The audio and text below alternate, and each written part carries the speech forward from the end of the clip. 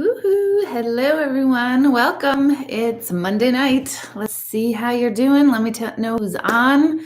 I see I've made a little bit of a change in things tonight, and I think I like it better, so I'm hoping you guys do. I don't know where my chat is for those of you who are on YouTube.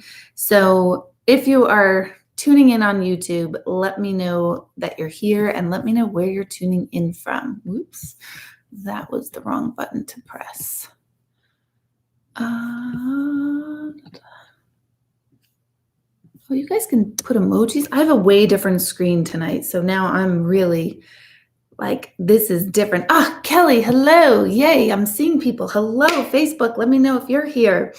I have a different setup tonight. For those of you who have been joining me every week for meditation and joining me for lots of Zoom workshops, this is a familiar environment to you, but usually on YouTube, I'm downstairs in my studio, and you know what?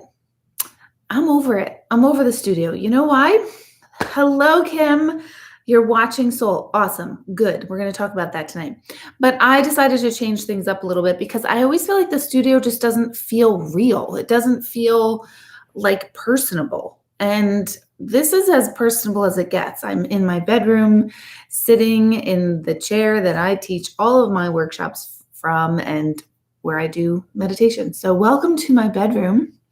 And let me know if the sound is okay, if you guys can hear me the same. It might be a little bit more echoey, which I'm not like what do you call it? Like NBC News. So if my audio isn't like perfect, I'm okay with that. So let me just see who's here. It is more comfortable. Thank you, Sherry. Let's see. I'm just looking at everyone's comments. It's a little harder for me to see the comments on YouTube, but nothing I can't handle. One moment, please. Let me just make that area larger. Hello. So my Christmas, thank you, Kelly. It was wonderful. I am loving the quieter holiday, the mandatory quiet holidays. I love it. I think holidays have been so freaking blown out of proportion over the last 30 decades. Nope, maybe, but 3 decades is what I meant to say. I think it's been so blown out of proportion, and every holiday is like capitalism and commercialism, and it's just bullshit crap. So I loved the just like bare minimum for holidays. I feel like that's the way it should be. So hello, Anthony. Hey, again. It's like 3 times in a week. This is wonderful. Hello, Carleen from Larchmont. Hello, Jennifer, looking for guidance. Kelly, wow. Kelly. For those of you who know Kelly, she has been a part of our tribe for years and years, and she has been dealing with breast cancer, and she said she just got a cancer-free scan report. So holy, you know what? Amazing, Kelly. This is amazing news. No doubt all of the work that you've been doing on yourself and taking yourself seriously. So that's amazing. Anthony, thank you so much. It's a little echoey, but clear. Good. I'm glad it's clear. I'm glad you can hear it. Yeah, echoey. We have, I know this is making me sound like such an asshole, but why should I stop now? Our bedroom is ginormous. It's bigger than my first house was. It is just a ginormous. I love it, but it's like really difficult to like get some energy feng shui in here. I like certain parts of it. So this is going to be very echoey. Like there's nothing unless we pad the walls, but that's not going to happen. So I'm glad it's just a little echoey. When I did a test, it did sound echoey. See everybody's congratulating Kelly. This is great news. Rosemary is hello from Florida. It's a little chilly here. What is a little chilly? My son, Jack, is in California, and he posted on one of the social medias that it's 65 degrees, and he had a jacket, a sweatshirt, a hoodie up. He said he was freezing. And I was like, wow, that took 4 months, less than 4 months. He hasn't even been there 4 months, but he's freezing. He told me. Hello, Bridget. Thank you so much for tuning in. I'm new here. I've seen you in person. Just wanted to hear your voice again to bring me some peace and love. See, I need to grab my kids and tell them that because they think my voice is mad annoying. That's literally what they say. So thank you. I'm going to tell them that some people find my voice actually calming and soothing, so that I appreciate that. So tonight I'm just looking through your comments here on Facebook. I want to talk about like life excitement for me. Okay. And I want to talk about the movie Soul. I won't ruin the plot for you. I don't want anyone else to ruin the plot for anybody who didn't watch it. I want to talk about it in broad context. So I want to talk about Soul. I want to talk about meditation because sometimes you guys frustrate the living you know what out of me. I swear I want people to wake up. I want people, and what waking up means is realizing themselves and what they need to do to like be your best self and enjoy life, right? That is truly like my one goal and hobby. And so I'm going to talk about a little bit about meditation. I'm going to talk about the movie Soul. I want to hear your thoughts on Soul. I know a lot of you have asked my thoughts on Soul. I have to thank Mike. I didn't see him on here yet, but oh, yep, you are here, Mike.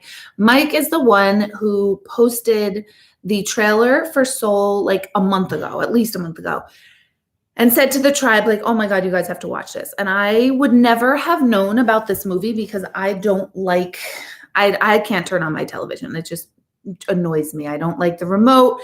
It's 8,000 channels. I don't know why you need 8,000 remotes. I don't know why remotes are 1980s still, where you have to click forward to press A, then down to press, I don't understand that. My mind is rocked that we are still accepting that level of not technology, but that's a rant and I'm going to digress.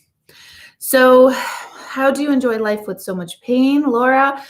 These are the questions. These are the thoughts that I want to talk about. And I am not kidding you guys when I say how ecstatic I am with this movie Soul that came out, Disney movie Soul. Let's talk about this movie. Why am I ecstatic about this movie? Again, we're not going to ruin it for anyone who didn't watch it. But what thrills me the most is I believe most movies, most Disney movies have this overriding philosophical question that's answered. They usually address, like something we need to be more aware of. And, that's not new to Disney or movies in general. Actually, that's what they're for. They're to prime the pump, right? Here's why I love movies like this one. This one was made for the children of tomorrow, today and tomorrow. This one is starting to open up minds and get us outside the box of duality, meaning everything's in a context of good or bad. The concept of heaven or hell, it's either a really good place or a really not good place. These things were obliterated in that movie. And I'm so freaking excited. My family, I'm not kidding, when I watched it with Greg and Ben, through the whole movie, I was like, this is fucking brilliant. This is fucking brilliant. This is fucking brilliant. That's all I kept saying because I'm like, oh, finally.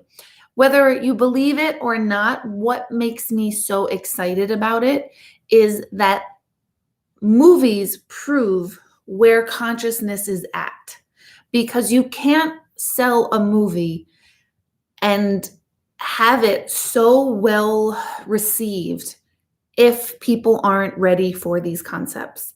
That's what excites me about this movie. That is what freaking has me. I know it's a Disney movie. It's a freaking Disney movie. And I am thrilled with the concepts of what a soul is. It deals with purpose and meaning. And oh my God, I mean, the concept of purpose and meaning that is the human plight. Not knowing what our purpose is and finding meaning in life has been written about for I was going to say 10,000 years, but I don't think things were written down even 10,000 years ago. I'd have to look that up, or somebody could look it up for me. But the concept of purpose and meaning has been a universal human question, right? Like that's kind of what we all grapple with. Like I call it the great WTF. Like, what is this about? What are we doing here? Why are we taking this so seriously? Or should we be taking it more seriously? The movie handled purpose and meaning and handled cute little nuances of yes, Joan, open the minds of adults as well. Absolutely. That's what I'm saying. It's like the groundswell. It's made for the kids of tomorrow that are coming in knowing all this already. They're not going to have the learning curve that all of us have had to get to that point of consciousness. That's what excites me. The kids coming in, meaning about to be born and coming in, already know this. We already knew this, but we were suppressed by conditioning. We were suppressed by societal norms based on wherever you were born and lived in the world. So what excites me is that this is opening up minds to start talking and thinking outside the box. One of my favorite quotes from the movie is basically, they're in a place where souls are, and they don't have a body yet. They don't have a personality. They don't have a life yet. That's just the soul. And a bunch of souls were playing or moving or running around. I don't remember. And something fell and crashed on them. And one of the characters was like, oh my God, thinking it crushed all the souls because it fell on it. And all the souls just kind of popped right outside this wall that fell on them. And this one little character called 22 said, oh, you can't crush a soul here. That's what life on earth is for. You guys, that's so freaking brilliant. That's so brilliant. Like, yeah, earth is what crushes our soul. Earth is what disconnects us from our true self and our inner knower. Yes. So that was one of my favorites. I thought that was adorable. Well, there's so many. I actually wrote some down.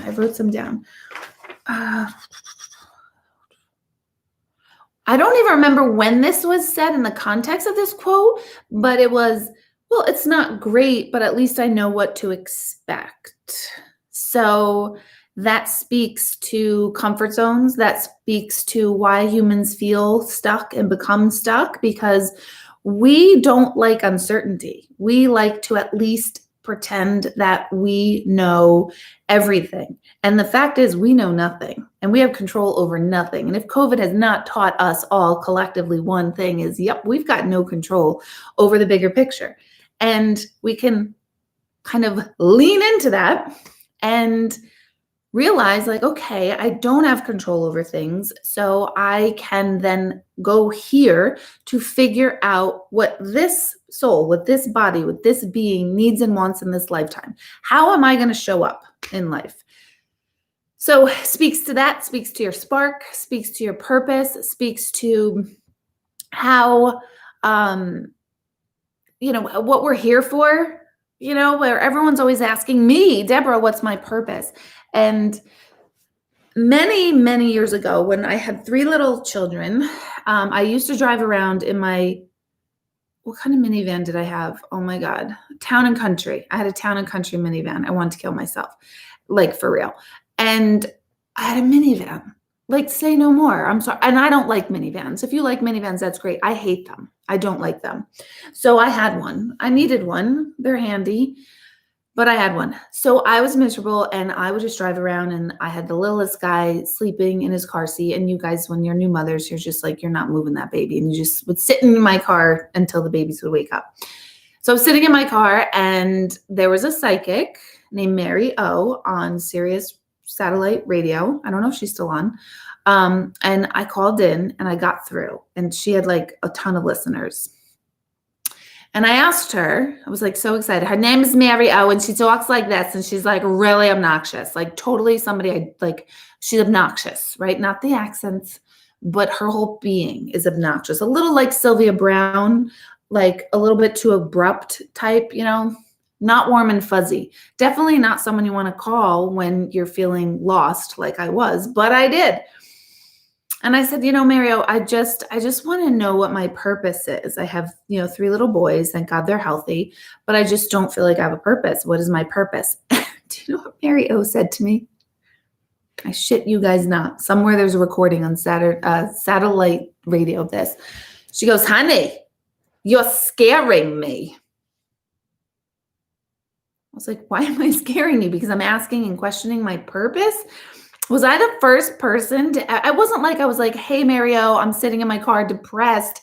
Like she didn't know anything. And I know you say, well, she's psychic. She didn't know. She didn't know. I wasn't like down. I was just like, what's my purpose? What am I here for? I have 3 children.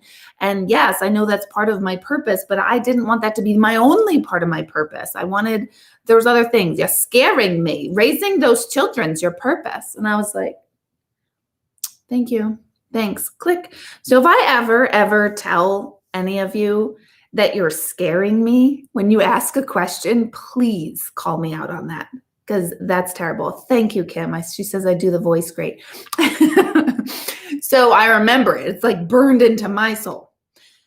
So the question of purpose has been around for all of us forever. It's kind of what we're here for. And I loved how the movie separated purpose and meaning. Purpose and meaning. Everybody, and I talked about this in my book, I've talked about this for years and years and years, everyone seems to think everyone has a purpose. What is my purpose? And that's where initially we all go wrong. We don't have a purpose. We don't have one purpose. That would be so crappy if we had one purpose, we lived it out, and there we go. We have trillions of purpose. Purpose is the actions of your being that affect other people.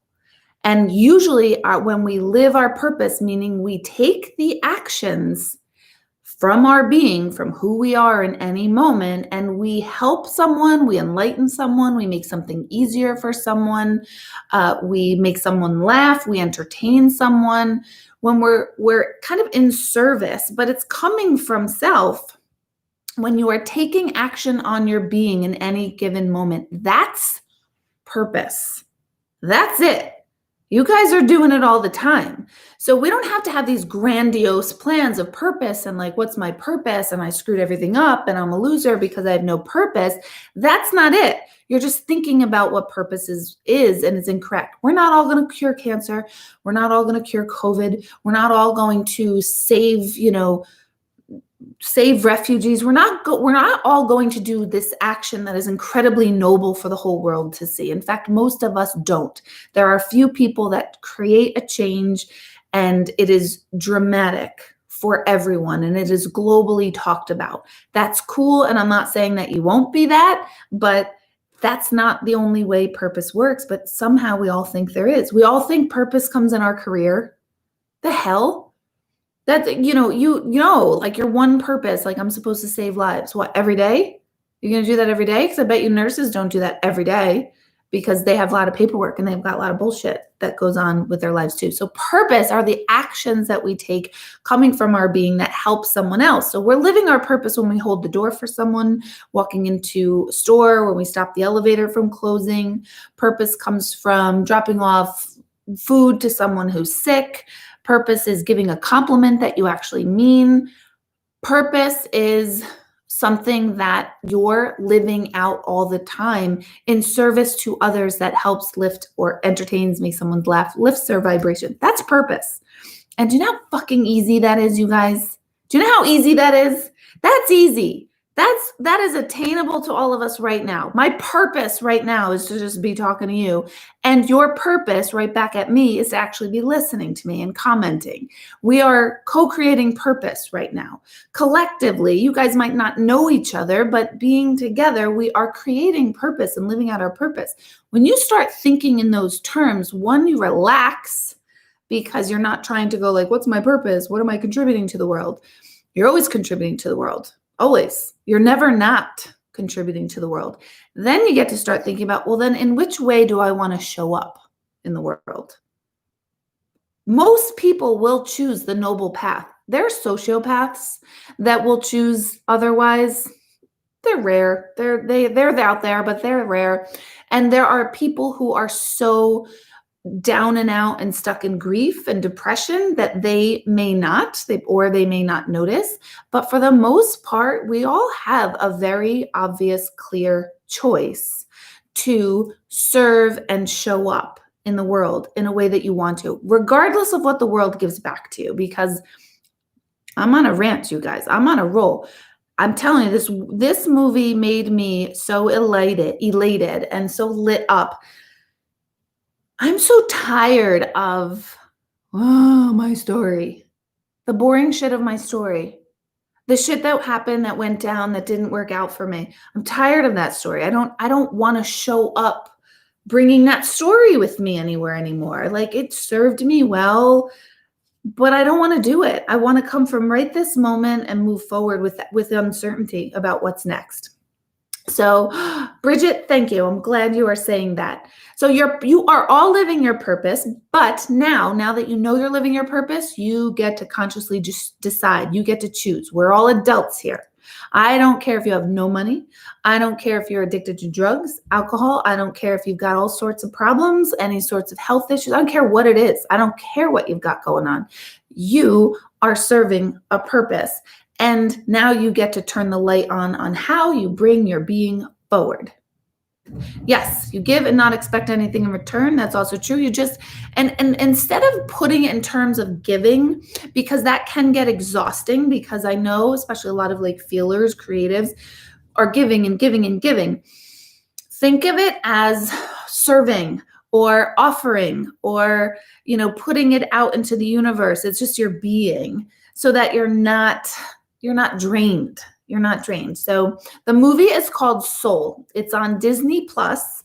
It is $6.99, I think, for the month. We had to purchase it. Apparently, though, I heard somebody posted this on one of my social media things. I don't know if you're not allowed to say this, but you can like use somebody else's like username and password. Like, I would say within your family. I'm not going to give out our username and password, but to get Disney Plus, is that not legal? I don't know if that's not legal. So if that's not legal, you didn't hear that from me. But purpose, you're living it. You have it. Stop thinking you lost it. You don't know what it is. Just be more conscious of this. Today is my purpose to show up at a job that I freaking hate. Not me, but those of you watching this. Today is my purpose to watch my children even though I'm exhausted. Today is my purpose to, wash the shower. Right now is my purpose to answer the customer service call because that's my job. Whatever you're doing, there's purpose. Purpose is every time you are aware that your actions through your being are helping lifting someone up in some capacity. So freaking simple. So easy. So freaking simple. Meaning, the search for meaning is again up to you, because nothing means anything until we place meaning on it. And meaning is something that I've been thinking about since I can remember, because my mother had a book on her shelf called Man's Search for Meaning. And I read it as a young kid. Totally didn't understand the word I read, but I read it. I read it years and years later, and I couldn't believe that I read it as a kid, because I was like, I can't even believe that I kept reading this, because I didn't even understand a lot of it as an adult. But anyway, Man's Search for Meaning, the question of meaning, what does this mean, is up to you. Isn't that cool? You don't need someone to tell you what something means. I kind of like to think that life is meaningless. Hear me out on this, because that sounds super depressing. Because when I think life is meaningless, like it's nothing, don't worry about it. It relaxes me. And then I can place meaning to whatever I want. And again, I'm in charge. I'm the one who is declaring if something is meaningful to me, not to everyone else. So meaning is also what you make of it. What is meaningful to one person is not going to be meaningful to another. It just can't. So purpose and meaning go hand in hand, and you're in charge of both, completely in charge. That's the great WTF, is the fact that we want certainty and we want to be in charge of everything. And yet the two things that we're searching for, purpose and meaning, are the two things that we have total control over. Do you guys hear me? Do you guys see how crazed I am? Because to me, it makes sense and enlightens my living, and I don't have to do a freaking thing about it. I just be in my doing. Does that make sense, you guys? Some of you like, I'm drinking tea too. It's not alcohol or anything. I promise. I'm like a tea drinker now. I'm just kidding. I actually got some really exciting tea. I'll show you guys in a minute because I love the name of the tea. I got it in the mail as a gift from a friend today, and I love the taste. It smells amazing, but I love the name of it even more, which I'll tell you in a minute. So now let me, Mike is saying I'm telling everyone off when they are mean from now on. Why not? Call it like you see it. Let's see. Oh my God, you guys have been chatting a lot way over here. Thank you, Meg. This is interesting, thought-provoking. Thank you. Thank you. This is the stuff here. Can I tell you guys something? Can I just tell you guys something? I love shallow stuff, right? Like, so if my friend has like a cool lip gloss, I'm going to be like, where the freak did you get that? I love that lip gloss. But I only like to talk about shallow things like lip gloss and whatever when I know someone can go deep. I don't want to talk about boring crap. I don't want to talk about like, so, oh my God, see the Kardashians? No, I don't give a shit. I don't give a shit about that. I want to talk about stuff that lights people up, the suffering that we go through, and like how we find our way through it. That is the stuff that I want to talk about and share and lift. That's part of my purpose in this moment. All right. Wow. What are you guys writing? Oh my God, Jillian. Okay. Jillian writes, you are Moon Wind Deb, always guiding us and bringing your energy to us. First thing I thought when I watched. Freaking love that. First of all, I freaking love that because in the movie, there's this character. He's bizarrely nuts, right? In the real world. His soul is not nuts. His soul is so got it. His soul got it. And he saves all the lost souls. And I loved Moonwind, but in human form, Moonwind was a wackadoodle. And I was like, I love Moonwind so much because here this man that is just bizarre in real life and yet is one of his purposes, one of his sparks is to guide the lost souls so that they can find themselves. It was just so beautiful because that's a whole other old topic of this movie. How quickly we judge people for their outward appearance or how they behave or what they do for a living, like I'm sure, in fact, I am literally positive people think I'm nut job because I am a medium. And I hate that. I absolutely hate that because the last thing I want to appear to be is someone like the character in human form called Moonwind until I saw that movie. And I'm like, you know what? I'd rather be Moonwind any day of the week than some uptight, very literal, miserable human being. I'd rather be the wacky Moonwind. So it opened me up of like, yeah, I love that you say that, Jillian. And I hope I'm not that wacky. He did like all sorts of weird stuff on the city streets and stuff, but he was adorable. He saved lost souls. It's another topic. The movie describes lost souls as being, oh God, I have to like remember it. As being disconnected. Lost souls are being obsessed with something that disconnects you from life. Obsessed with something that disconnects you from life. Love that you can be so entrenched in your identity and defining who you are and what you're supposed to do and be that you lose sight of the now. You just lose sight of what really matters, and then you feel disconnected from life itself. So you can be at the top of your game, whatever it is, and feel completely disconnected. I thought of like Robin Williams with something like that. Kate Spade, people who were at the height of their purpose and spark. And they became so entrenched with having to be it and prove it that it actually caused their downfall, their lost soulness. So freaking love this movie. All right, let me see what you guys are saying. My purpose is to keep the elephants out of the room with family. That is freaking hilarious, Sherry. My purpose is to not. I used to be that way. And then I started opening my mouth. Oh my God. Oops. Oh my God. What's happening here? I hit a wrong button on Facebook. Hold on. If I look weird staring at you guys, you can see my finger on the screen. Is this movie for older kids or littles too? So that's a great question. I absolutely think all people should watch it, and just by the process of osmosis, little children are going to absorb it. But it is conceptually, kids will get it. Kids will totally get it, but they might not. In fact, someone commented that on my Facebook page. Somebody I love and adore and know so well. I'm so glad it was her that gave me this opinion, because I don't know that I'd be so open to it if I didn't know the person behind it. But she thought that the movie was too over the head of very little kids, and it didn't capture kids' attention. So I would like your feedback on that. Like whether your kids were captivated by it. Did they talk about it? Did they act like they already knew this? Were they like, yeah, it was okay?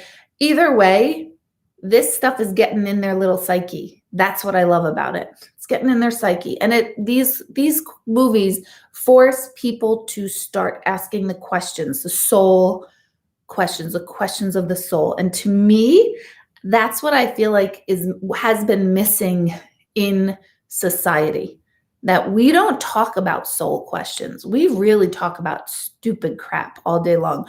We fight about bullshit on social media.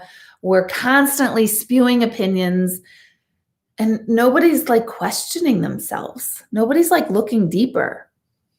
That I don't want any part of anybody who doesn't ever look inward. I don't want that. So I love your spirit in cursing. You're approachable and real. I hope I'm approachable. Yeah.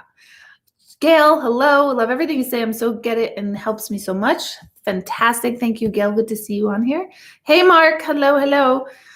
Always about the elephant in the room. Yeah. So some of you would say it's probably for the older. I would see if your kids, like how they respond to it. Try as young as possible is my sole expert opinion. That's what it is, right? Because I'm Moonwind, you guys. Now I'm gonna change my website to moonwind.com.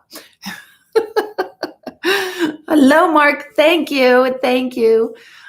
I'm really totally freaking excited. Hold on. I'm reading now. Everyone on YouTube. Okay, good. Watched it last night with my kids, 12, 10, and 7. They all loved it. Michelle, hello. I agree. My favorite friends are the ones I can go be shallow and deep with. So true. Those are the best. My daughter's 10. I think she was just old enough to get something great out of it. When she was younger, she wouldn't have understood it much. We had a great conversation about it. She loved it.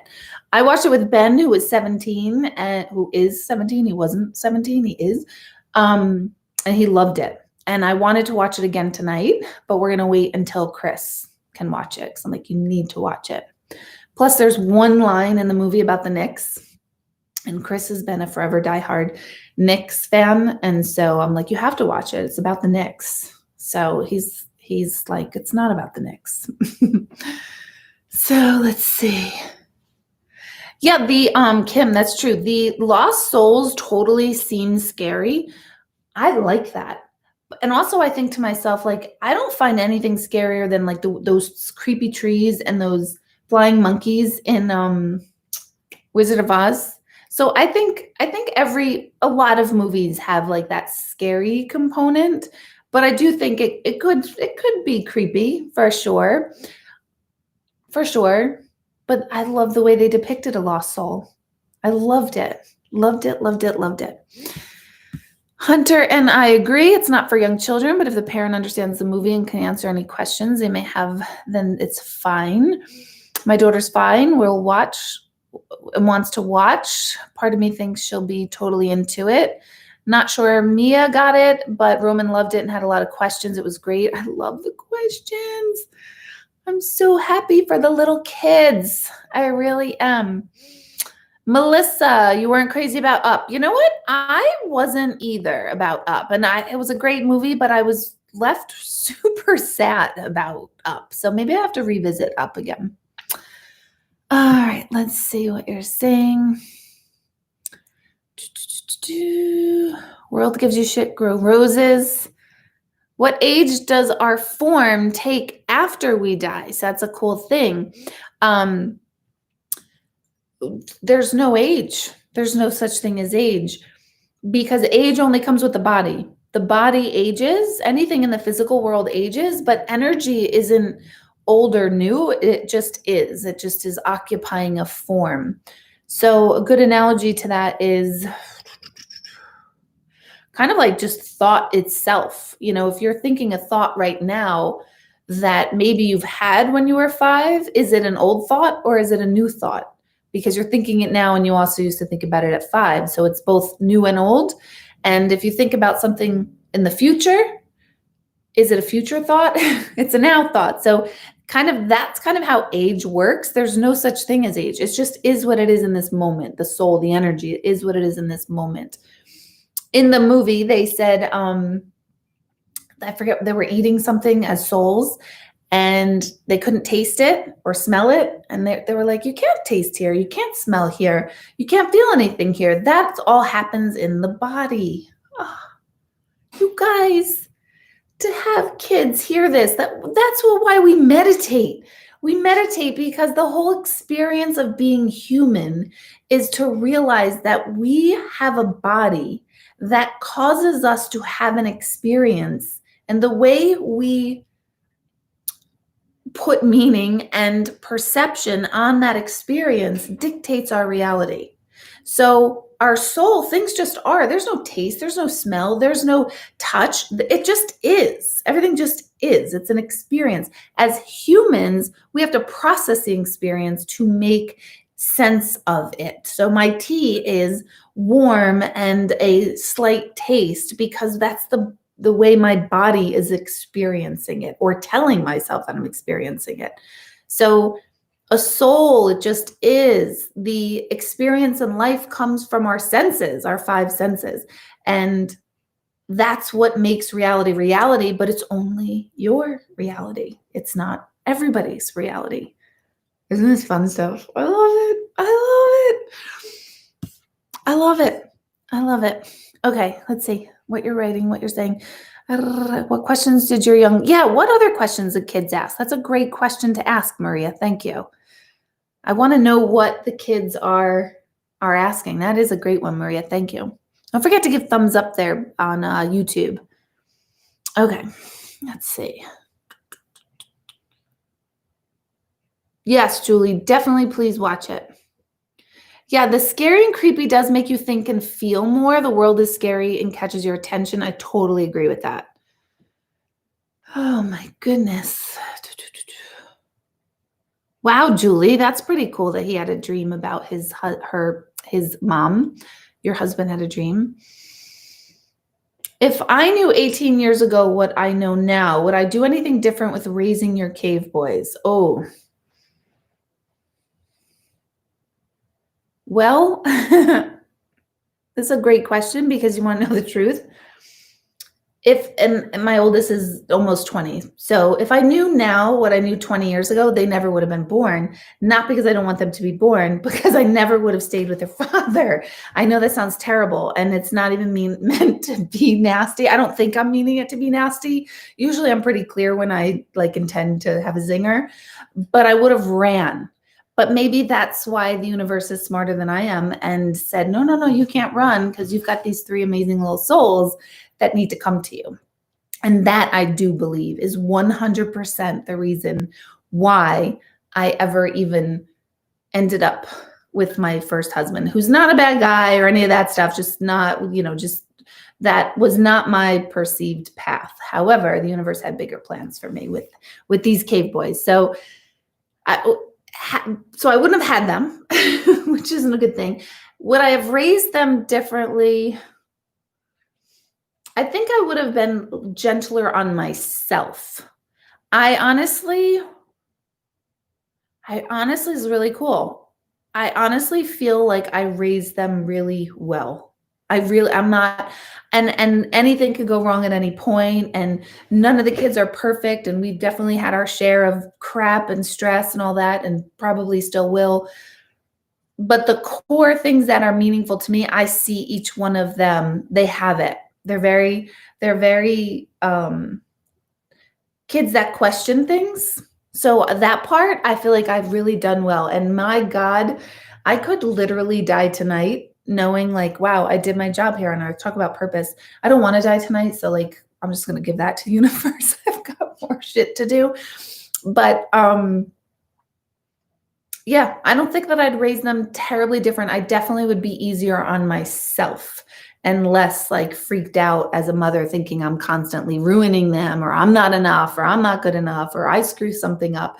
I wish I had a lot less of that. It's a great question. So thank you for asking that. Is the movie only available on Disney? Yes, Disney Plus. Disney Plus. Anthony, can I read my kids' minds? I think all mothers can. Just tonight, my son and I, we both said something at the same time, and he was like, "You're reading my mind." But I think all mothers can, and then no. But do I know where they're kind of at? I'd like to think so, but I'm sure they're gonna like come through the door and be like, "No, because there was that one time where I needed you and you weren't there." You know, that type of stuff happens. So no, I can't read my kids' minds. Let's put it that way. Oh my God. Let's see. Jillian, that was my favorite total freaking quote. You can't crush a soul here. That's what Earth's for. Love that. But let's change that. Let's change that. Why is life on Earth so soul crushing? It's because we don't talk about the soul. We don't honor the soul. We don't think about the soul. Yes, Joan says, I love the visual of the lost soul and the sand blowing away when they found joy. Yeah, so the concept of lost soul was that the soul was constricted in darkness, in this dark persona, and that was so metaphorical about energy. Anything constricted in energy is not going to last or thrive. Energy is all about expansion and opening up. So anything that constricts our energy is going to limit our energy. Our body constricts our energy. It holds it into a tight space, and this soul, this energy that's so ginormous, it could light up the whole universe, but it's all stuffed inside our bodies. That's why when we die and we leave the body, we feel so free. I see the light is like, oh my God, I feel the expansion of my soul. That's what death feels like. It's living that's constrictive. So just by being in our bodies, we are tight, and then things feel not as thorough or enough or good. So we get disconnected from our source just by being in our body. So their visual of the lost soul being a dark being is this dark, constricted self-awareness of energy that blows away or dissipates, which is what we did in meditation last night. We kind of evaporated negativity. That's exactly what that movie shows. I watched it with my 4-year-old. He enjoyed it and he loved Coco. I have to see Coco. I have to see that one now. I can't believe I haven't. Another great way for to talk about death without being terrified. He doesn't get the depth of the movie, but love the seed it planted. I love that. I love that. Love that. It does talk about concept of death. I love how in the beginning, it was like this great elevator towards the light. They were referencing quantum physics in the very beginning. I was like, stop it. I love this movie so much. So exciting. I hear this movie was like 22 years in production, then perfect timing to come out after a great conjunction. Wow, I did not know that. Why, hello, Jack. My son is on here, so he could tell us if he feels like he was raised well. And he could tell us if I read your guys' mind. Let's see. I have to see Coco. I definitely do. Do I believe jotting down dreams every morning? I do. I don't do it, but I do think that it is super, super helpful to do that for sure. I'm kind of bummed I won't be able to taste wine and pizza when I cross over. Please tell me that's not true. So it's not true, but it is true, but it's not true. So we won't need to taste things. That's the cool thing. We won't need to experience things because everything just is. If someone was a great golfer here, we need to golf to feel and enjoy and love the experience of golfing here in the physical. But when we're just energy, we can experience it with the awareness of the experience without having to have it as a sensory experience. Does that make sense? Probably not. That sounds like weird. So no, we don't need to taste it. We're not going to taste it, but we're not going to lack the experience of the taste. Let's put it that way. Bridget, I think 5 senses. I think I only have 2. That's what's so compelling and wild to me, that the whole COVID, you lose your sense of taste and smell. And I know several people who have had COVID, and that's the part that was freaky to them. That was like, oh my God, you don't realize how important it is. So that's intriguing to me about losing that sensory experience. Meg is asking, so if the soul or spirit can't feel anything, how or do they feel us missing loving them? It's a knowing. It's just an understanding. And that's why they're also not sad or angry about it, because they're in that place of like, but this is the way it is. This is what happens. It's not happening to you or at you. It's happening because you're alive. So there's no more purpose or meaning to it. So there's no emotion to it. It's awareness. It's pure awareness. Does that answer it, Meg? All right, let's see. Are demons, Colin, are demons, not Colin, Colleen, are demons real? I once had a night terror as an adult and hallucinated to see one. Okay, that's a great question. Please listen, everybody, not just Colleen. This is something that's really important to me with my work and an understanding. And my work to me is super linked to neurobiology, the way our minds work, and the way we process spirit energy. So to me, the brain and the heart, or the soul, the spirit, are interconnected spiritually and scientifically. So demons are not real. No. And it makes me wild when people say, oh my gosh, so-and-so, there's demons or there's entities, or I have these entities attached. I can't tell you how many thousands of clients over the year have come to me and said, another medium told me that I've got an entity attached, and she did a lot to remove it. Well, that woman was a complete fucking psycho. I'm sorry. I don't know who they were. I don't know who the medium was, but nope. Let me tell you what demons are. As humans, we have to place words and context around everything we experience. So we all know this as mug in English, and there'll be different words in different languages. We know this is a mug, hot water, tea. We know the concept of this.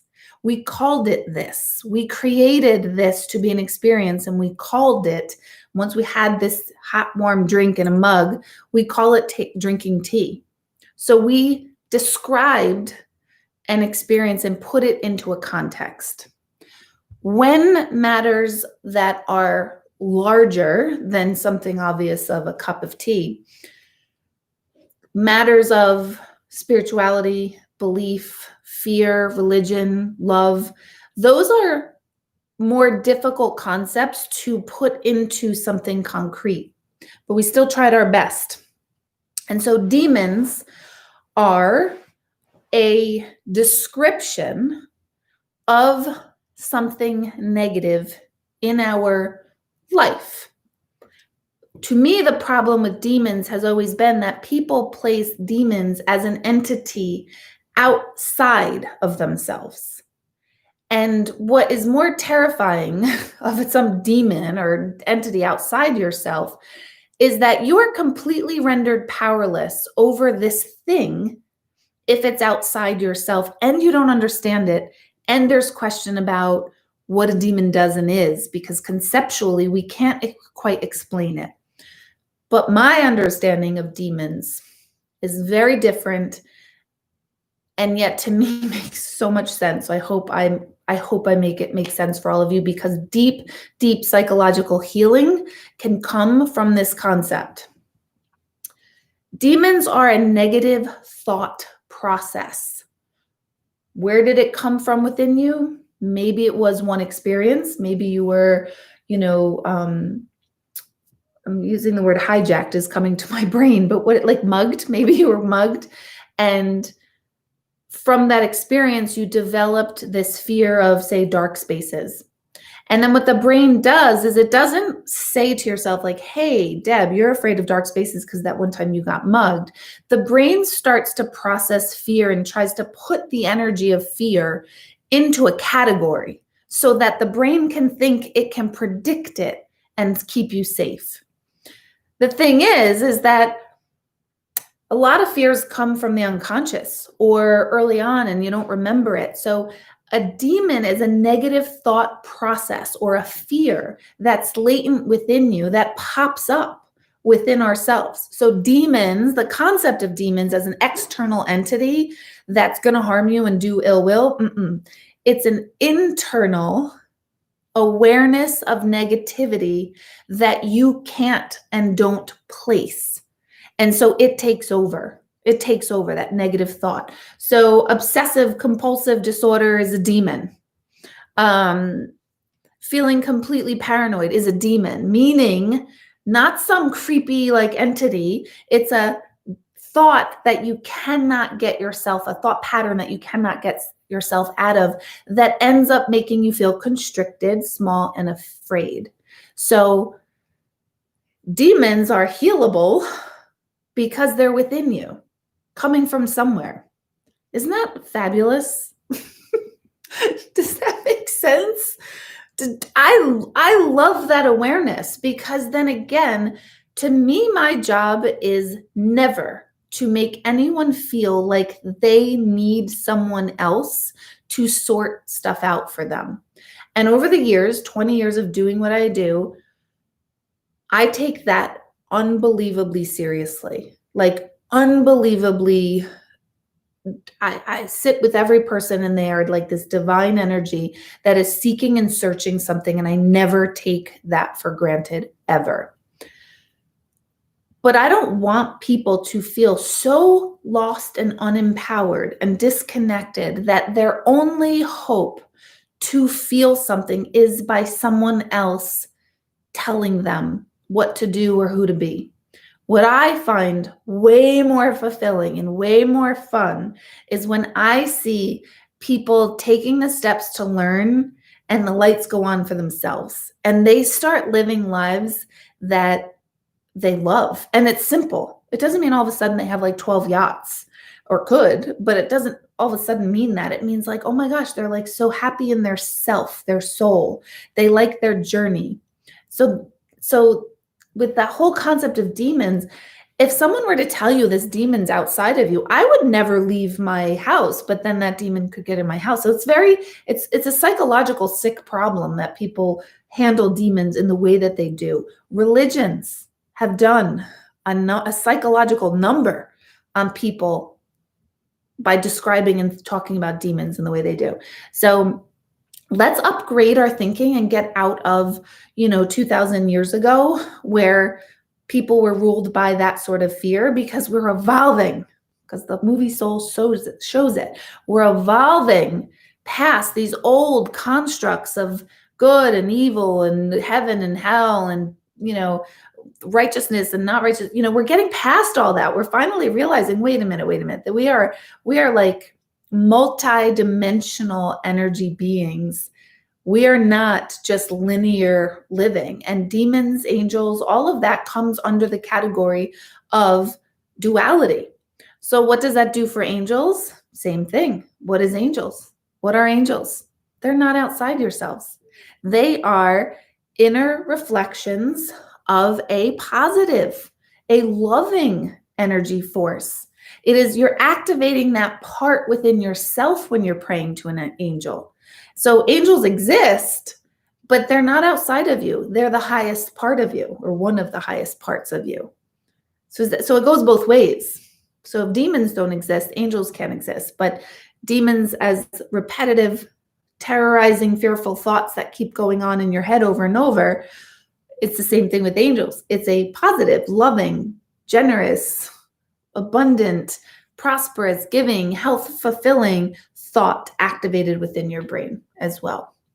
Does that make sense? Tara, you're the one I'm thinking of with seeing the lights go on with people, actually. So Tara is saying, if you haven't taken ETA, which is my energy transformation awareness class, or my life coaching, you need to. She's made me love my journey, totally changed my life. Tara, you were the one I was thinking of right off the bat, although there's tons of you, Mike in here, all of you. And that thrills me to, well, no pun intended, it thrills me to death. Isn't that terrible? It's terrible. Okay, let's see. Did Jack write back? Jack is smiling. I'm reading everyone's comments. Is soul and spirit the same thing? Great question. To me, yes. To me, yes. And I don't even like the word spirit, only because that to me is old, like 200 years ago thinking. I love the word energy. Soul, spirit, energy. All the same to me. It's all the same. It's that pristine pureness of being. Pure energy is soul, spirit, and energy. But spirit has that connotation over years of, it could have a creepy vibe to it too. You know, people talk about negative spirits or, you know, spirits that haunt places. Not true, doesn't happen. And I want to upgrade people on this thinking. I do. I hear people that say, Deborah, I went to this haunted house. And I'm like, no, you didn't. No, it's not haunted. I'm sorry. There's energy there. We could talk about it. I'm not saying you're not making it up, but that's 200 years ago thinking. It really is, you guys. And it's the movie Soul proved to me, like, oh, we're waking up. We're getting out of the old constructs of that haunting spirits. Let's not talk about the other side. Let's not talk. We're getting out of that. We are talking about it. It's open. It's here. We're here. We're at the point where more people do believe in the afterlife and all of this and soul and energy than don't. So we are at this fantastic tipping point. So I would say they are the same. Maria, yes. I can see someone else's interpretation would be soul would be something before we're born, and a spirit is what we are after. I can see where that could be the interpretation, but to me, who we are before, who we are now, and who we are after are all the same. So it is all the same. So there really is such thing as lost souls. If so, are they on earth or in heaven or somewhere in between? I know that I really should know this answer by now, but the movie has me confused. Yes, there are lost souls that are here for sure. No lost souls on the other side. They are showing the lost souls on the other side because it is the soul. Remember, our soul is always connected to the other side right now. So let me back up for a minute. The phrase "the other side" is so inaccurate. You know, we use it. I use it all the time because it's used, and I got to come up with something else, or you guys help me come up with something else. There's no other side because the saying "the other side" instantly makes our brains think somewhere else than right here. And it feels very disconnected instantly just by saying the other side, although that's what we all do. That's what we'll say. And I know better, but I don't have another word. And it's a newer concept, and people are still comfortable with the old terminology of the other side. So there's no other side. That other side, death is right here too. We're connected. That soul energy is existing exactly as it would if it wasn't in my body right now. So it's in my body, but it's also everywhere. So there is a place where I am everywhere. Mike, you said yesterday I am the universe, and it's quite true. You are, as all of you are. All of your souls are housed, and they're what's called localized in your body. But there's a non-local awareness, which means awareness of all at all times. And we're both at all times. We are localized in our body, and we are non-local. We are the universe. We're connected with everyone and everywhere. So our soul can be lost while we're in the body. In fact, that's the only place a soul is lost, while it's in the body, feeling disconnected from purpose, from wondering, like, what am I doing here? What is this about? I find no joy. That's then your soul's kind of journey. And hopefully the lost soul within all of us, and I do believe we all go through the journey of the lost soul at some point in our lives. The whole point is to go through it, is to really dig through it and find out what is going on here, and then ask yourself, is this it for me? What more do I want from me? And a lot of times people don't know how to change that. That's when you can come to me, Moonwind. Moonwind, oh my God. So back to your question, now I have to read it again. So the souls are never lost once we leave our body. It's just the body that loses or forgets that we are always connected to the universe. We're always living our purpose. It's the body that forgets that, not the soul itself. Does that make sense? That's a really great question. I'm glad you asked it. I just hope I answered it well.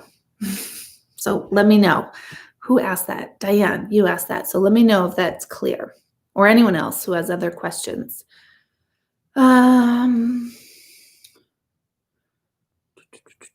So Jennifer, that dream would tell me that there's some anxiety going on, probably around your house because it was in the garage, or if someone, like, if you have a spouse or significant other or somebody who's in the garage all the time, it's probably there's some anxiety that's coming up around the person that most occupies or that you associate with that garage. So that's what I would say is that dream. Let's see. Oh my God, this mug. I don't know where we got this. I don't normally drink out of it. It's very big and heavy. And my tea is now iced tea. Let me show you what I'm drinking, you guys, though. This is perfect. We're going to do like a little commercial break, okay? So I opened this up today. It smells so freaking good. And I had everyone in my house try to understand what it smells like. And Christopher said it smells like sour gummies. It's really good. And it's raspberry, orange, and green tea. And it's called Snarky Tea. And look at the name of it. I will show you in a minute, Facebook. Peace and love, mother effer. Is that like amazing? I feel like it was made for me. Peace and love, mother effer. Snarky tea. It says yoga pants all day, every day. Every day. So yeah, that was a gift from a friend. She knows who she is. Thank you for my mother effing tea. And I love it. And it tastes really good. At first, I wasn't sure if it was good because I could barely taste it. And then, of course, I was like, oh my God, I have COVID. I know it. And then I realized, well, I could smell it. So I'm good. A little hypochondriac going on. But it's good. It's very subtle. And so it's a good tea, but it's also really hilarious. So anyway, I digress. Patricia, I've witnessed pure evil in a few individuals and believed it to be the devil. It's the intense negativity, yes, that we would conceptualize and refer to as the devil. But remember, the devil is not an external being, external entity. It is this intense negativity within all of us. And it's whether we activate on that energy, that level of energy. So do I believe, Jennifer, do I believe in the devil? I guess this is answering that. Not in the old constructs, not how I was taught in like second grade at Catholic school. Actually, I didn't even believe it then. But it was, we're taught the devil's bad and you're going to go to hell and he's going to punish you. And if you don't do good things, then he's going to be in charge of you. And that is freaking terrifying. That's horrible. And I remember as a kid being like, no way. He's not. No, that's not happening here.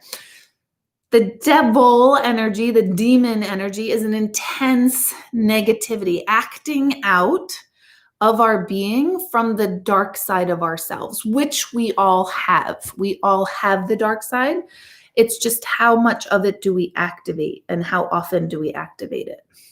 People hate when I say that.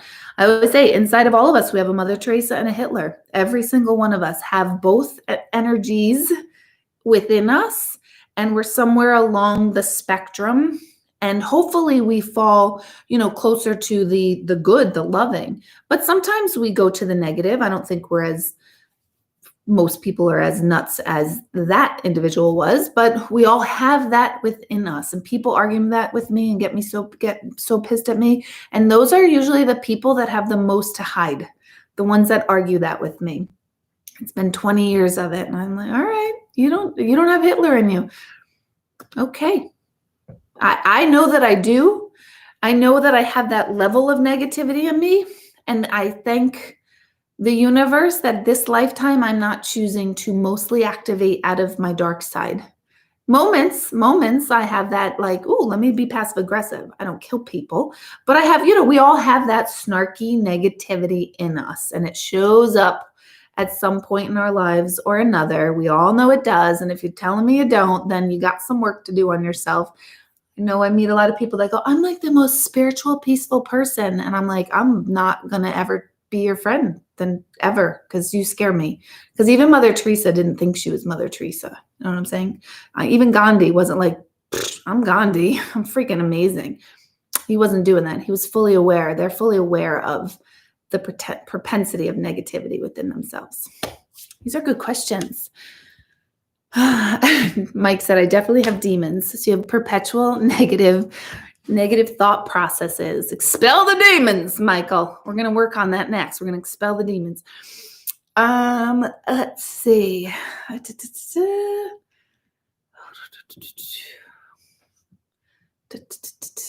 I am light. I don't know that song. I've got to listen to that one, Mike.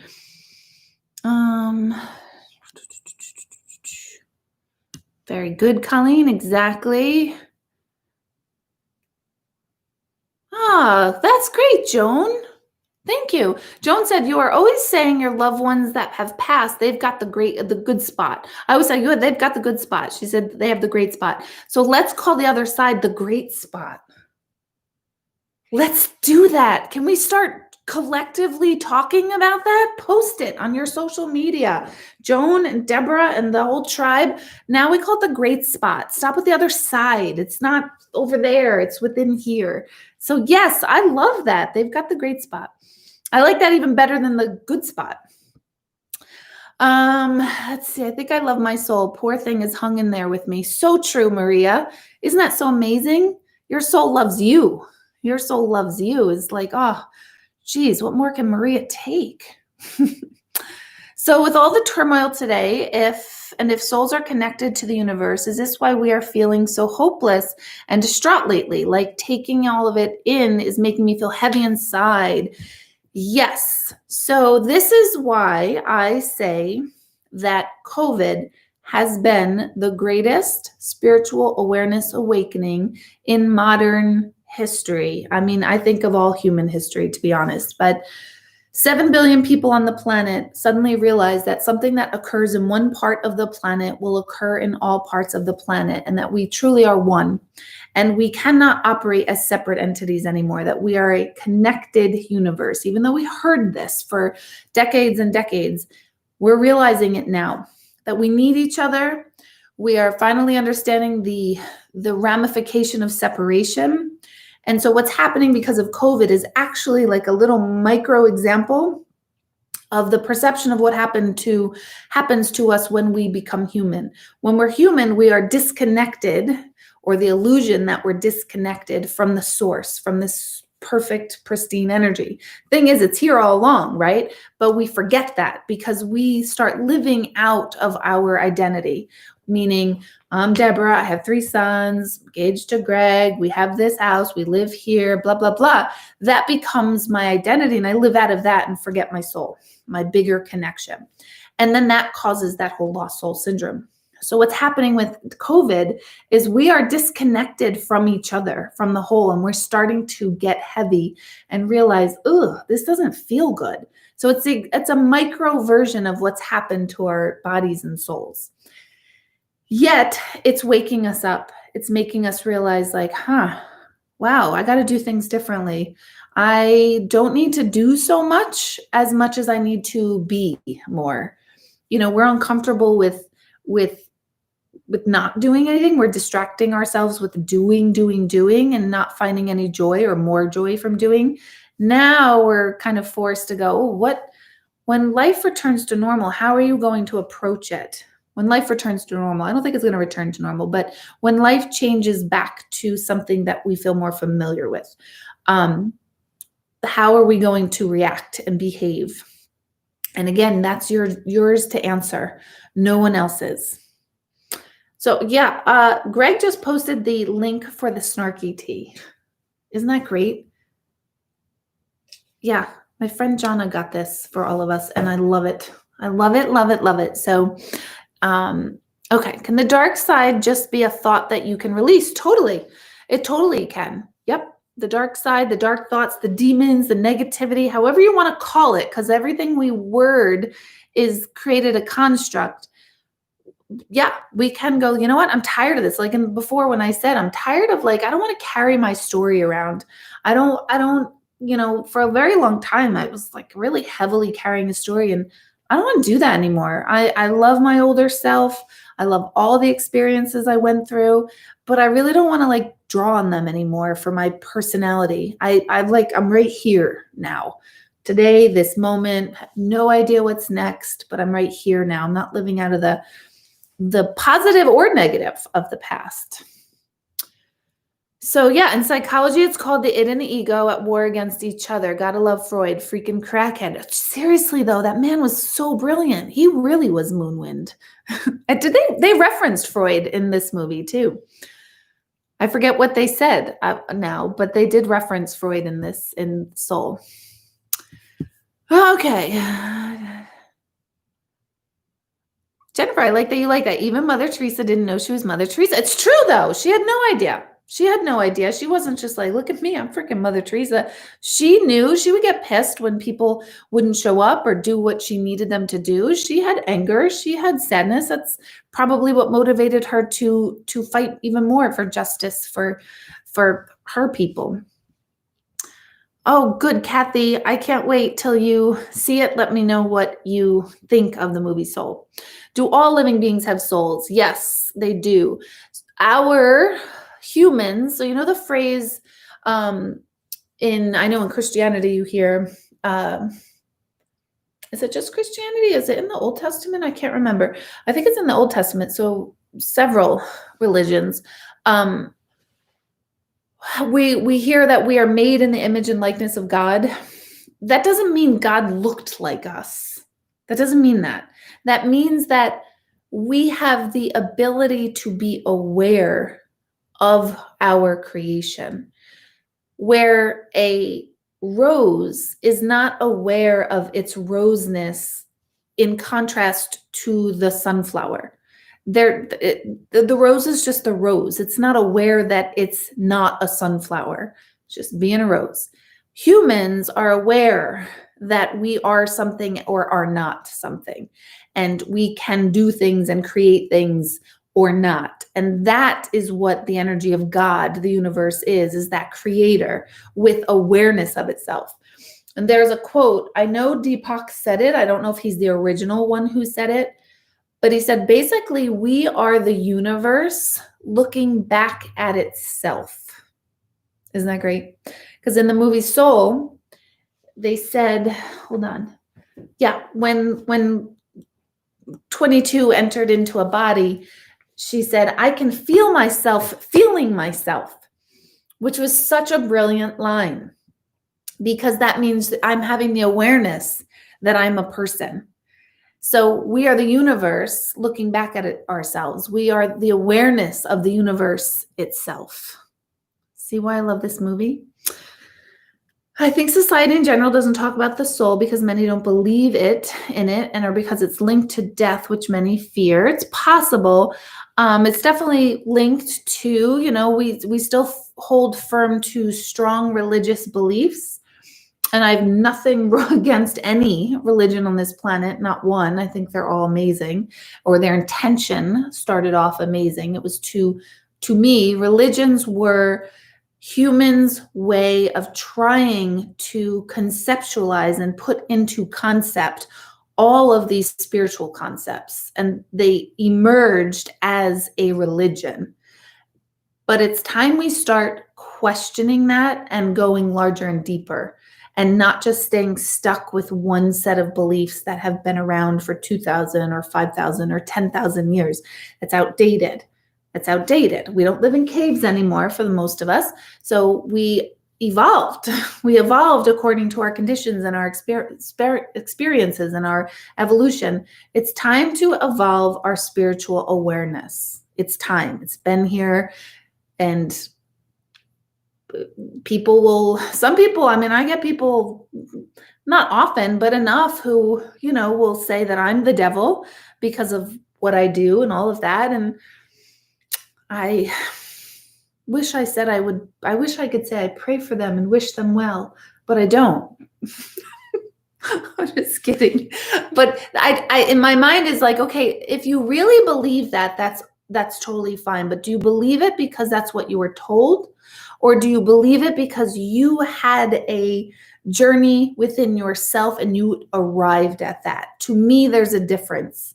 If someone had a deep darkness of the soul and they had a journey and then they found a religion that saved them or connected them or made them feel purpose, then that's the religion. That's true religion. But if you're following a religion because your parents did and their grandparents did and that's what you're supposed to do, then that's not religion. That's just rote routine, not changing anything, not going inward. So unless you feel connected to it, like truly connected to it. I'm going to get a shit ton of hate mail on that one. But that's okay.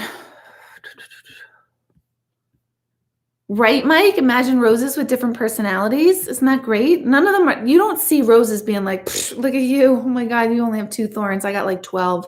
Oh my God, I'm so badass. Like roses don't do that. Sunflowers aren't like, well, really, you little rose, I'm going to, go to 6-8 feet tall and you're going to be stupid. Like they don't do that at all. Nothing in nature does that. But only humans do that. Let's see. Do you believe people who say they have pre-life memories, making agreements of trial and tribulations they will experience here on earth in their lifetime? I do. There's a fantastic children's book called The Little Soul in the Sun. It's in my Amazon store. Little Soul in the Sun by Neil Donald Walsh, that really describes that occurrence unbelievably. I have several copies in this house alone, and I used to give them out to people all the time at the center. So yes, I do believe that. Let's see. I think these days atheism is being pushed down our throats, and I just can't buy into there being nothing else there. There's just so much more than my Jordache jeans. It's so true.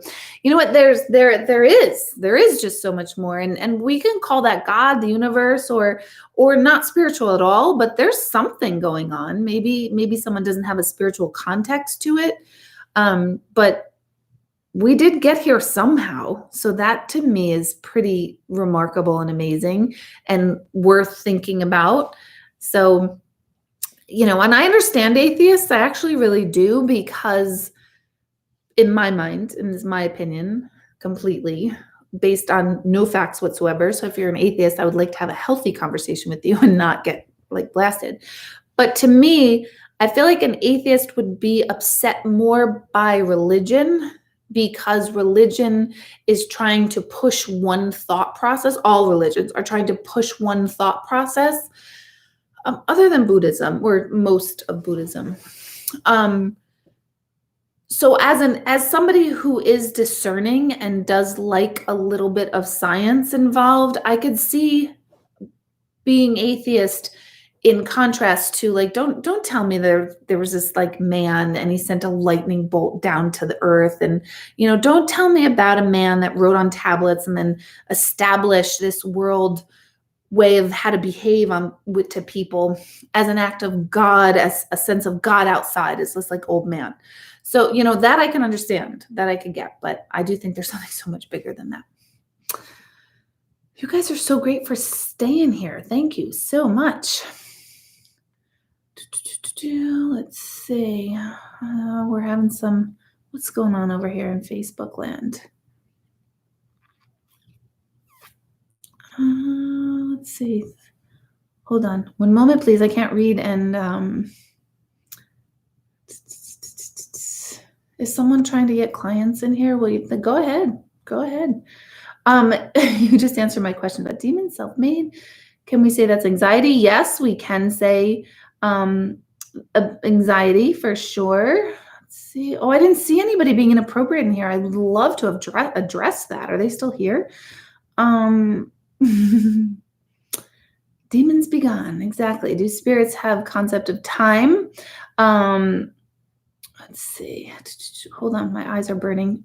He was through which limit you gave to them. No, he was probably. They do have a concept of time, an understanding of time, but they're not bound by the concept of time.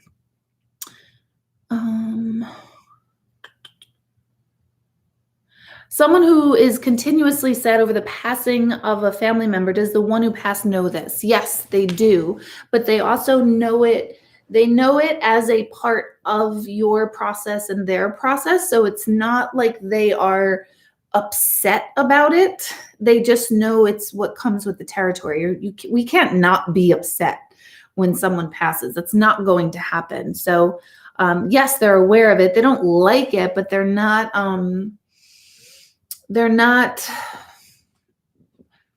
like affected by it. That sometimes people don't like that. Ooh, life the sequel instead of the afterlife. I like that. These are great names, you guys. Hello, David.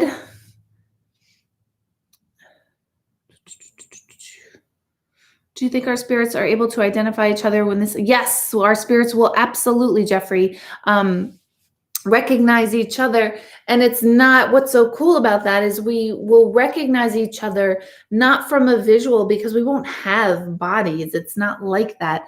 We will recognize or remember the energy. So years ago, I did an intuitive development class at my center. And one of the exercises was after we the group kind of got to know each other.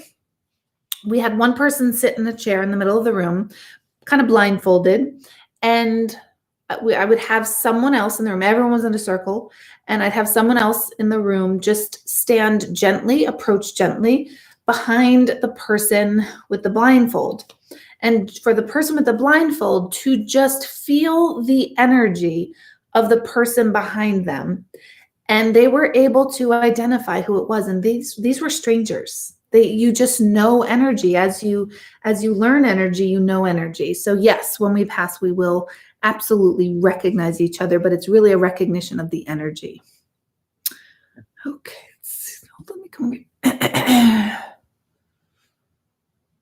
You should make a cartoon on your site with a rose hanging out with a sunflower. Oh my God.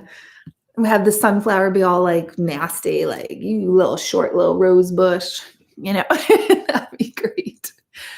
Oh my God. Do I think religions will be a thing of the past eventually in this lifetime? I was thinking that just the other day, actually, because of this movie. And I was thinking of John Lennon's song, Imagine No Religions Too. That would be amazing. It would be so amazing, because religions are and I'm not against religions at all, like at all.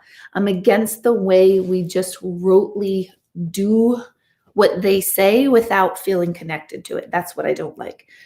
Many people do, not all. I have to be so specific because someone will like chew my head off later. But religions also, once you say I'm this or I'm that, it creates division, creates separation. Look what the whole Democrat-Republican thing does. I'm a Democrat, I'm a Republican. That doesn't mean anything at all, like at all. But we all of a sudden put a construct in our mind, I'm a Christian, I'm an atheist. Boom, we're different. We're totally different. We must not be the same. And so anytime we label anything, that creates a division, including gender, which people will be like, what are you talking about, Deborah? There's males and females. Yeah, biology, there's male and female biology. Identity and gender are not are not the same. It's a consciousness of gender. So gender separates people, or the concept of gender, which is also another exciting whole thing. Maybe we'll talk about that next week. Let's see. The Good Place. Do we travel through lifetimes with the same soul circles? They say we do. Like, they are like past life regressionist researchers say that we do. Sometimes that confuses me, and sometimes that makes sense to me. Because I do know in one of my lifetimes, I'm going to make myself, I was also one time in a lifetime like a slave girl, and I had to clean and wash floors, this huge, huge, huge floor.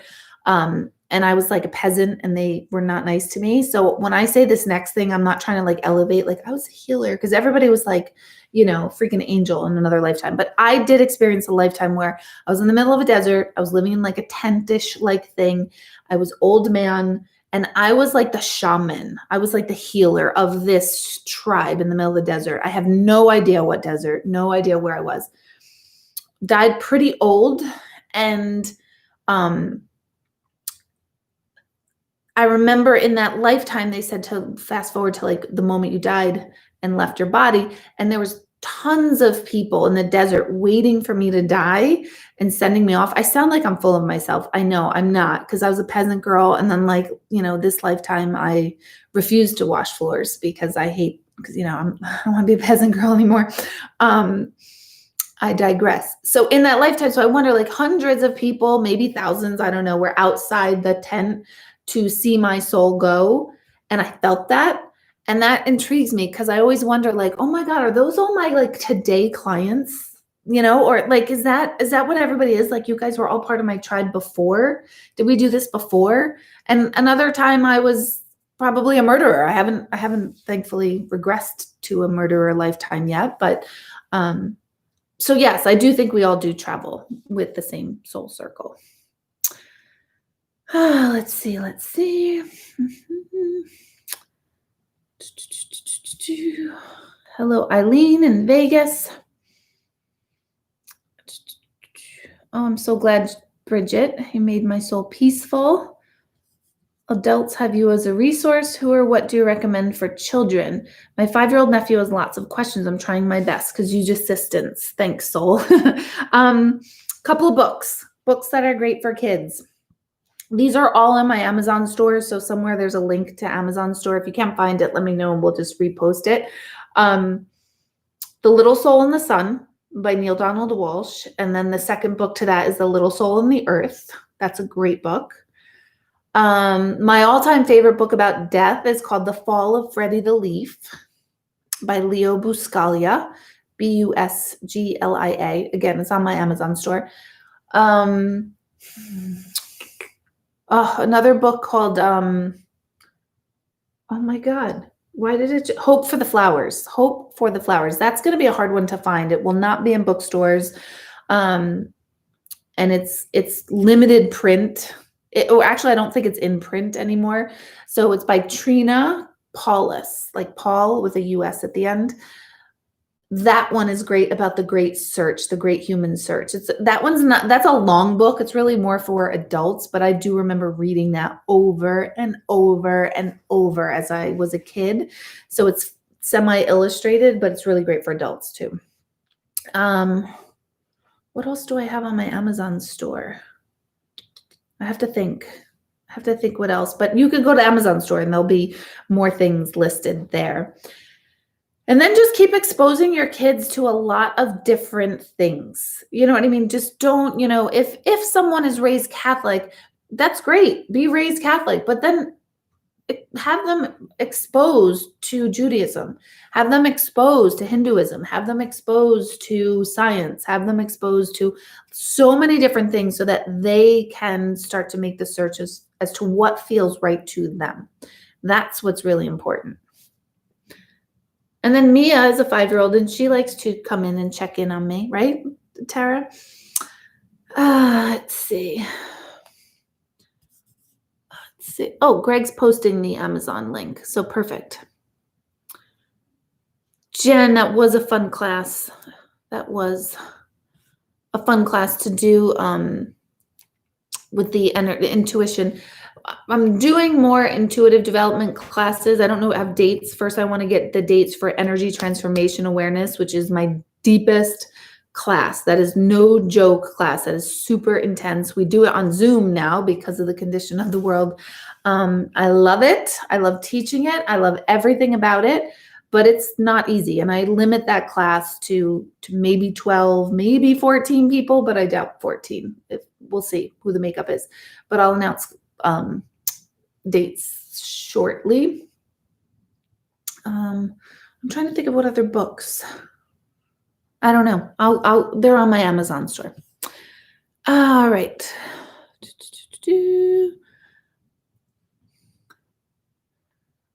Okay. The Amazon page. The poem about the Rainbow Bridge. I think there's a book, The Rainbow Bridge, as well. Or they took the poem and made it into a book, unless I'm thinking of something different. What I've been doing with myself, I've been looking very bright and healthy when I see you. There's no filter here except the compliment. Thank you. I'm not doing so much, and I'm staying in my comfy home, and I'm a hermit, and I love that.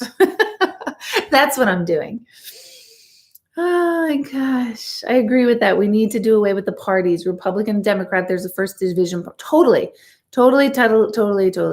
Anything. It's like we automatically get annoyed at somebody for thinking differently than us, than instead of listening. And that happens with religion and spirituality all the time. And I'm intrigued when I hear someone talking about their religion positively or negatively. I want to hear about it. So yeah, anytime we have something that defines us, there's the undefinition of ourself. So if someone says they're a nurse, like Carolyn, you're a nurse, I'm not a nurse. So if I really went there, I would think, okay, we can't relate because I'm not a nurse. I don't do that. So any kind of self-definition starts to create striation and separation of awareness. So just knowing that keeps it a little bit in check, that I might meet an accountant and be like, oh yeah, this guy's totally not going to be like into what I do. And no, that's not true, because my construct is, yeah, the accountant's going to be very literal, very black and white. And no, Deb, doesn't really work like that. Do I sell crystals or sage? I do not. I don't know enough about crystals or sage.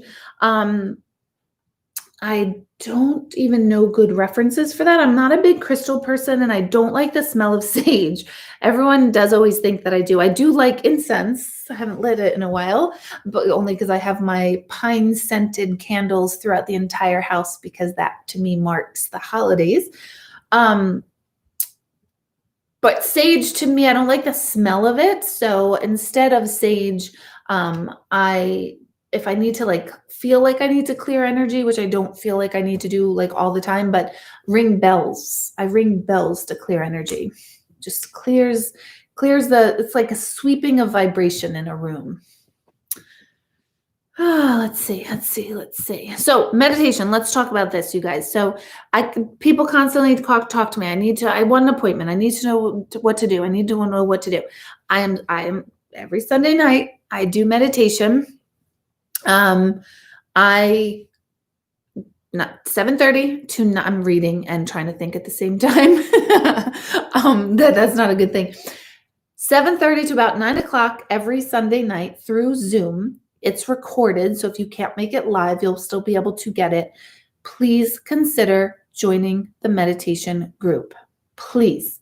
I cannot tell you that how much we do and learn together. It's like the great stepping stone of self-development. I know the new year is starting. I like to think of new year, new fresh start. I don't want to do resolutions because I stick with them for 40 seconds.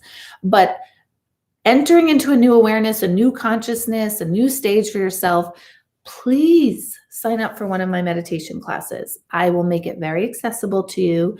I know people will say to me all the time, oh no, Deborah, I can't meditate. And I'm like, have you met me? Do you think I could meditate? If I can meditate, you can meditate. I'm as ADD as they come. So starting this weekend we are starting a membership, a meditation membership. But if you join the meditation membership, it's only $40 a month to come to meditation. You can replay it, download it. You can listen to the same one over and over. You can just join the live. You're part of a community, a discussion if you want to. If you don't want to stick around for the discussion, then you don't have to stay around for the discussion. It is life-changing. And I'm telling you, it's not just the content, it's the community, it's the listening, it's the learning, it's the thought processes. It's like this on steroids. So if you join this week for this weekend in the membership, it's only $40 a month.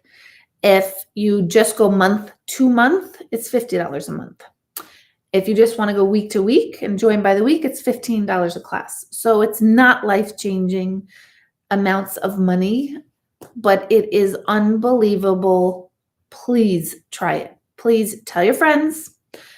If you're not interested, but you know somebody who is, please suggest it. It's something that a lot of people have made me aware of. They say, Deborah, I don't want to share you with my friends. One, because I don't want half my friends to think I'm crazy for coming to you. And I'm like, thanks.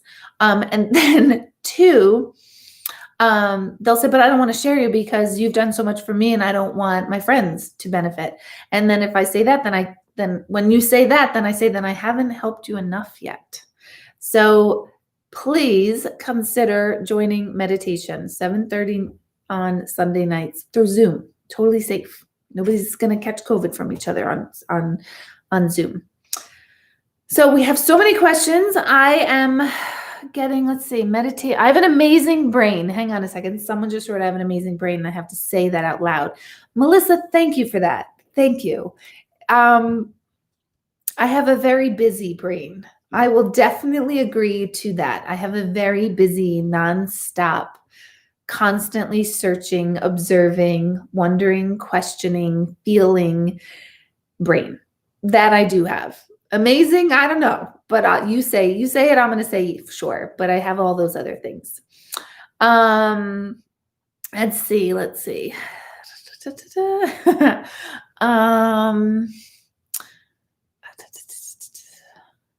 Oh my gosh. Okay, I'm just reading. Have I watched Soul? I don't know who's not yet. Okay, Maria, please watch it. Yes, I'm so curious what you're going to think about it. So, all right. So since you're a mom, have you ever thought about having meditation classes for the teenage generation, especially in these times? I did used to have for many years a teen meditation group. And I had started it again at the end. Where the heck is time now? Yeah, in the end of 2019, the beginning of 2020, I had started it again. And then I kind of fell off the hook of it.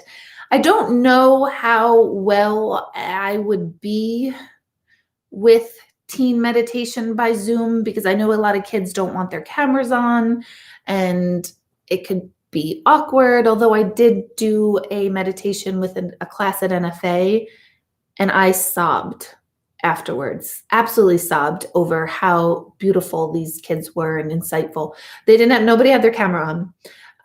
But afterwards they were writing in the chat, I've never felt so relaxed in my life. That made me feel so hopeful. I'm so excited for my future. And I and my friend is the teacher of them. We sobbed afterwards. Like, how amazing was that? So if you want, I would encourage your teens to join on a Zoom with adults, depending on their age. I would say 11, maybe not, but 14 and above, yes. Try that first. But it would be a great idea, but I just don't know how well it would be translatable for me on Zoom in this format. So when life returns to a normal, we'll see what I decide to do as far as the center, because my center is closed. So we'll see. To be determined still, but thank you for that question. Let's see. Phyllis saying your meditation classes are very relaxing and eye-opening. Oh, fantastic, Kim. You received the gift of meditation January through June for Christmas. That's exciting. I can't wait to see the new group. So be a part of the new group of people that are joining in January, which starts this Sunday. Where's the link? I don't know. Don't, just kidding. Just email my office or go to my website, deborahhanlon.com, go to calendar, and then go to this Sunday's date. And that's how you can click on it to register. If you have any questions, my website's really obnoxious right now. I'm not going to lie. So if you're frustrated with my website, I got you. I feel you. I am too. We're working on it little by little. We are working on it. So just bear with us for a little bit longer. If anything is confusing to you, just email us, which is info@beingknowingdoing.com.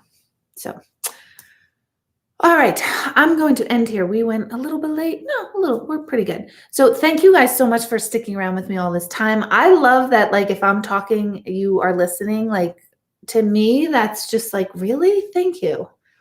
You really think like my words are valuable? Maybe you don't. Maybe you're just entertained by my F-bombs. I don't know what it is, but together we're in it. I hope I see you Sunday. Don't forget to look up my Instagram. I always kind of post like more inspiring stuff. I want to stay away from anything that lowers our vibration. So Instagram is @I, like intuitive, M and medium, I am Deborah Hanlon. If you can't find it, it's on my Facebook page. So good night, everybody. Thank you, thank you, thank you. Please watch Soul if you have not watched Soul. Please, please, please, and let me know what you think. So good night. Thank you, and I'll see you next week. Good night, YouTube. Thank you guys for tuning in.